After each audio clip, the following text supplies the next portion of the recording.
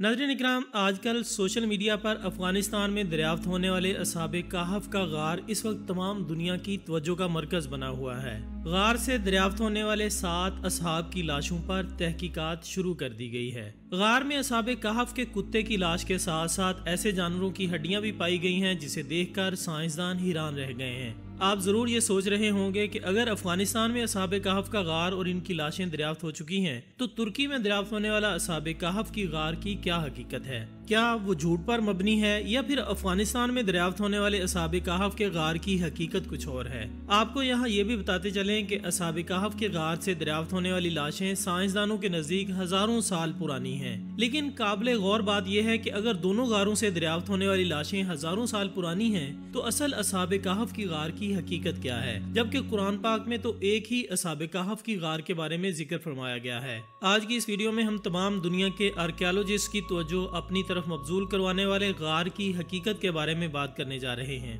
नाजरीन, कई साल पहले अफगानिस्तान के सूबे फाराब के जिला कैसर में सदियों पुराना एक गार दरियाफ्त किया गया। अफगानिस्तान का ये इलाका बेशुमार ऊंचे ऊंचे टीलों और ढलवानों से भरा हुआ है। अफगानिस्तान के इस पथरीले और बंजर इलाके में जहां सदियों पुरानी सकाफत और रहन सहन के आसार अक्सर बेशतर मिलते रहते हैं, ऐसे गार की दरियाफ्त कोई अनहोनी बात नहीं। हर कोई जानता है कि उस इलाके में मिलने वाली नवादरात का ताल्लुक हजारों साल पुरानी तहजीब और सकाफत से होता है। लेकिन जब ये गार दरियाफ्त हुआ तो इस गार की दरियाफ्त ने तमाम दुनिया, खास तौर पर दुनिया के आर्कियोलॉजिस्ट की तवज्जो अपनी तरफ मबजूल कर ली, क्योंकि इस गार के बारे में एक अजीबो गरीब हकीकत का भी इंकिशाफ किया जा रहा था। इस गार के बारे में ये कहा जा रहा था कि ये गार असहाबे कहफ का गार है, जो कि तमाम दुनिया, खास तौर पर मुसलमानों और आर्कियोलॉजी से ताल्लुक रखने वाले लोगों के लिए इंतहाई हैरत अंगेज बात थी। हर कोई इस हकीकत से बहुत अच्छी तरह आगाह है कि असहाबे कहफ का वाकया कुरान मजीद फुरकान हमीद में बहुत तफसील के साथ बयान किया गया है। अहादीस रसूल में भी इस वाक़े की तफसीर के साथ साथ तफसीली जुज़ियात मौजूद हैं, और हम ये भी जानते हैं कि आज से कई साल पहले तुर्की में असहाबे कहफ के गार की दरियाफ्त हो चुकी है। तमाम दुनिया से आर्कियोलॉजी से ताल्लुक रखने वाले और इस्लामी हिस्ट्री के स्टूडेंट्स के अलावा मुसलमान और दीगर मज़ाहिब के लोग इस गार को देखने के लिए जाते रहते हैं। ऐसी सूरत हाल में अफगानिस्तान जैसे मुल्क में, जहाँ इस्लामी हिस्ट्री से ताल्लुक रखने वाली कोई भी बड़ी दरियाफ्त सामने नहीं आई, अचानक असहाबे कहफ के गार की दरियाफ्त ने तमाम दुनिया की तवज्जो तो हासिल कर ली है, लेकिन इसके साथ साथ बहुत से सवालात भी लोगों के ज़हनों में उजागर हो चुके थे, जिन्होंने इस्लामी हिस्ट्री की दरियाफ्तों पर सवाल उठाया। एक ही गार जिसका जिक्र कुरान मजीद में भी आया है, दो जगह कैसे मौजूद हो सकता है? नाजरीन, 1400 साल पुरानी ये गार अफगानिस्तान के जिला कैसर में मेमन शहर से मगरिब की तरफ तकरीबन 90 किलोमीटर दूर दरियाफ्त की गई है। जब इस गार की दरियाफ्त हुई तो फौरी तौर पर हिरन, कुत्ते और लोमड़ी के ढांचे को वहां से हटा लिया गया और इसके बाद आर्कियोलॉजिस्ट के माहिरीन के हवाले कर दिया गया ताकि वो इन पर फौरी तौर पर तहकीक शुरू कर दें। इन 7 इंसानों की लाशों के बारे में ये कहा जा रहा था कि ये 7 असहाबे कहफ की लाशों के ढांचे हैं, लेकिन असल हकीकत ये नहीं है। हमें कहीं भी अफगानिस्तानी एस्टेब्लिशमेंट या अफगानिस्तान के आर्कियोलॉजिस्ट या किसी और जिम्मेदार ऑफिसर्स की तरफ से ये बयान सुनने में नहीं आया कि ये असहाबे कहफ का गार है और यहाँ मौजूद लाशें भी असहाबे कहफ की हैं, बल्कि ये खुद साख्ता तजिया है जो कुछ लोगों की तरफ से इस गार की दरियाफ्त के बाद सामने आया, जिन्होंने बगैर किसी तहकीक और सबूत के इसको अवाम में फैला दिया। कुरान मजीद में बयान किए गए असहाबे कहफ से अफगानिस्तान के इस गार का कोई ताल्लुक नहीं, क्योंकि जो निशानियां और सबूत हमें कुरान हदीस और सहाबा कराम के अक़वाल से असहाबे कहफ और उसकी गार के बारे में मिलते हैं, उनका कोई भी हिस्सा हमें अफगानिस्तान के इस गार से मिलने वाली लाशों और दीगर चीजों से मैच करता हुआ नजर नहीं आता। हाँ, ये बात बिल्कुल सच है कि अफगानिस्तान से दरियाफ्त होने वाला ये गार सदियों पुराना है और इनमें से मिलने वाली लाशें भी सदियों पुरानी हैं, और ये बात भी दुरुस्त है कि इनकी तादाद 7 है और इनके साथ हमें एक कुत्ते, हिरन और लूमड़ के लाशों के ढांचे भी मिले हैं। लेकिन सिर्फ तादाद 7 होने की वजह से हम इन्हें असहाबे कहफ से तशबीह नहीं दे सकते। अफगानिस्तान से दरियाफ्त होने वाली ये गार अपनी तारीखी हैसियत रखती है और इसमें दरियाफ्त होने वाली लाशें 1400 साल पुरानी हैं। ये कहना मुश्किल है कि ये लोग गार में किस वजह से दफन हो गए। कुछ लोगों का कहना है कि ये चरवाहे थे और उन लोगों ने खराब मौसम से पनाह लेने के लिए गार का रुख किया, लेकिन फिर किसी वजह से गार का दरवाजा बंद हो गया और वो इसके अंदर ही दफन हो गए।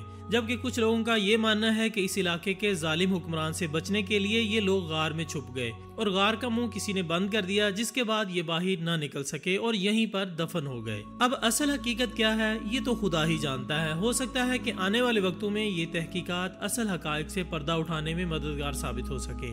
یہاں ہم آپ کو اس حقیقت کے بارے میں بھی کلیئر کرتے جائیں کہ ترکی میں دریافت ہونے والا غار ہی اصحاب کہف کا اصل غار ہے، جس کے بارے میں قرآن مجید فرقان حمید میں تفصیل کے ساتھ بیان کیا گیا ہے۔ یہ ترکی کے ایمفیسس شہر میں موجود ہے، اور اس کے ساتھ ساتھ ایک حقیقت یہ بھی ہے کہ اصحاب کہف کی لاشیں جب ملی تو ان کی لاشیں ایک مکمل انسانی ڈھانچے کی شکل میں موجود تھیں۔ یہی حال ان کے ساتھی کتے کا بھی تھا، جبکہ افغانستان میں ملنے والی لاشیں وقت کے اتار چڑھاؤ کی وجہ سے صرف ہڈیوں کا ایک ڈھیر تھی۔ یہی حال وہاں سے ملنے والے جانوروں کی لاشوں کا بھی تھا۔ انہی ہڈیوں کے ڈھیروں کو اکٹھا کر کے اس کے تجزیے سے معلوم ہوا ہے کہ یہ 7 لوگوں کی لاشوں کی ہڈیاں ہیں۔ ناظرین، اصحاب کہف کے بارے میں ہمیں قرآن و حدیث سے معلوم ہوتا ہے کہ حضرت عیسیٰ علیہ السلام کے آسمان پر تشریف لے جانے کے بعد عیسائیوں کی ایمانی حالت نہایت کمزور ہو چکی تھی۔ انہوں نے بتوں کی پوجا شروع کر دی تھی۔ ان کا بادشاہ دقیانوس انتہائی ظالم اور جابر بادشاہ تھا۔ وہ بتوں کی پوجا نہ کرنے والوں کو انتہائی سخت سزائیں دیتا تھا۔ اصحاب کہف مضبوط ایمان کے مالک تھے، وہ بادشاہ کے اہم درباری بھی تھے، لیکن انہوں نے بادشاہ کا حکم ماننے سے انکار کر دیا تھا۔ بادشاہ کے ظلم و ستم سے بچنے کے لیے انہوں نے ایک غار میں پناہ لے لی تھی۔ ان کے ہمراہ ان کا پالتو کتا بھی تھا۔ اللہ تعالیٰ کے حکم سے اصحاب کہف اس غار میں سو گئے اور 300 سال تک سوتے رہے۔ بادشاہ دقیانوس کو جب اس بارے میں پتہ چلا تو اس نے غار کے دھانے پر ایک دیوار کھڑی کر دی تاکہ اصحاب کہف اس غار میں مر جائیں اور یہ غار ان کی قبر بن جائے۔ جس آدمی کو غار کے دھانے پر دیوار بنانے کا حکم دیا گیا وہ ایک نیک انسان تھا۔ اس نے سونے کی تختی پر اصحاب کہف کی تعداد اور ان کا تمام قصہ لکھ کر صندوق میں رکھ کر اس دیوار کی بنیاد میں رکھ دیا۔ ایسی ہی ایک تختی اس نے شاہی خزانے میں بھی رکھ دی۔ وقت گزرا، بادشاہ دقیانوس کا انتقال ہو گیا اور آنے والے وقتوں میں مختلف بادشاہ تخت پر حکومت کرتے رہے، یہاں تک کہ ایک انصاف پسند بادشاہ جس کا نام بیدروس تھا تخت نشین ہوا۔ اس نے 68 سال تک حکومت کی۔ اس کے دور حکومت میں فرقہ بندی شروع ہو گئی اور لوگ مرنے کے بعد دوبارہ جی اٹھنے پر سوال کرنے لگے۔ بادشاہ بیدروس ایک مضبوط ایمان والا بادشاہ تھا۔ اس نے اس صورتحال سے نپٹنے کی بہت کوشش کی، لیکن جب وہ ناکام ہوا تو اس نے ایک مکان میں گوشہ نشینی اختیار کر لی اور اللہ تعالیٰ سے دعا میں مشغول ہو گیا کہ یا اللہ تو اپنی ایسی کوئی نشانی ظاہر کر جس سے لوگ قیامت اور دوبارہ جی اٹھنے پر مکمل ایمان لے آئیں۔ اللہ تعالیٰ نے اس کی دعا قبول فرمائی اور ایک چرواہے نے اپنی بکریوں کو محفوظ جگہ پر ٹھہرانے کے لیے اسی غار کا انتخاب کیا جس میں اصحاب کہف سو رہے تھے۔ چرواہے نے غار کے سامنے تعمیر کی گئی دیوار ہٹائی۔ جیسے ہی وہ دیوار ہٹی لوگوں پر ایک ہیبت طاری ہو گئی۔ اصحاب کہف اپنی نیند سے بیدار ہوئے اور غار سے باہر تشریف لے آئے۔ انہوں نے اللہ تعالیٰ کی عبادت کی اور اپنے ایک ساتھی ملیحہ کو بازار کھانا لینے کے لیے بھیجا اور کہا کہ یہ بھی معلوم کرے کہ بادشاہ دقیانوس ان کے بارے میں اب کیا کہتا ہے۔ جب ان کا ساتھی کھانا لینے کے لیے بازار پہنچا تو اس نے دیکھا کہ ہر کوئی کھلم کھلا اللہ تعالیٰ کی عبادت کر رہا تھا اور صرف اللہ ہی کا نام لیا جا رہا تھا۔ کہیں بھی بت پرستی نظر نہیں آئی اور وہ یہ سب کچھ دیکھ کر حیران ہوا اور ایک نان بائی کی دکان پر پہنچا اور اس نے کھانا خریدنے کے لیے اپنا سکہ دیا۔ نان بائی نے جب اس کا سکہ دیکھا تو وہ یہ دیکھ کر حیران رہ گیا کہ یہ 200-300 سال پرانا سکہ ہے۔ اس نے سوچا کہ شاید اس شخص کو کوئی خزانہ ملا ہے جو اس نے کہیں چھپا رکھا ہے۔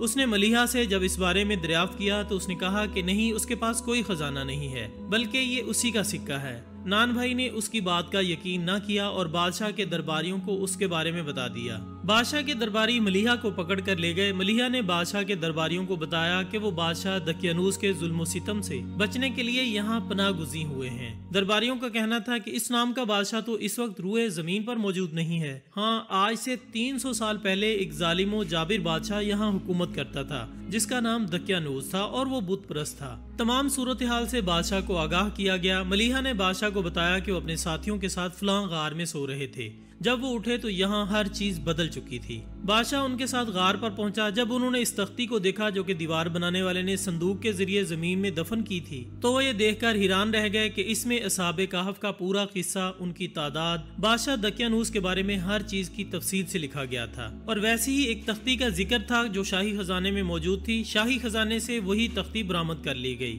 بادشاہ نے اللہ تعالیٰ کا شکر ادا کیا کہ اس کی دعا قبول کر لی گئی اور لوگوں کو اللہ نے دوبارہ جی اٹھنے کے بارے میں ایک زندہ مثال دکھا دی۔ اصحاب کہف نے ساری صورتحال واضح ہو جانے کے بعد بادشاہ اور اس کے درباریوں کو سلام کہا اور واپس غار میں چلے گئے، جہاں اللہ تعالیٰ کے حکم سے ان کی روح پرواز کر گئی۔ بادشاہ بیدروس نے ان کی لاشوں کو ایک قیمتی لکڑی کے صندوق میں بند کروا کر غار میں رکھوا دیا تاکہ ان کی لاشیں زمانے کی دستبرد سے محفوظ رہیں۔ اللہ تعالیٰ کے حکم سے اس غار کے دروازے کو بند کر دیا گیا۔ بادشاہ نے اس غار کے دہانے پر ایک مسجد بنوا دی۔ تمام لوگوں کو حکم دیا کہ وہ ہفتے کے ایک دن یہاں نماز ادا کیا کریں اور اصحاب کہف کی لاشوں کی زیارت بھی کریں۔ اس طرح اللہ تعالیٰ نے اصحاب کہف کو دوبارہ جی اٹھنے اور قیامت پر ایمان لانے کی ایک زندہ مثال کے طور پر دنیا کے سامنے پیش کیا۔ ناظرین، یہ تھا اصحاب کہف کا اصل واقعہ، جس کا افغانستان میں دریافت ہونے والے غار سے کوئی تعلق نہیں ہے۔ تو ناظرین، یہ تھی ہماری آج کی ویڈیو۔ ہم امید کرتے ہیں کہ آپ کو یہ ویڈیو ضرور پسند آئی ہوگی۔ انشاءاللہ ہم بہت جلد دوبارہ حاضر ہوں گے ایک اور اچھی سی ویڈیو کے ساتھ۔ تب تک اپنا، دوستوں، رشتہ داروں اور گردنوا کے تمام لوگوں کا بہت خیال رکھیے گا۔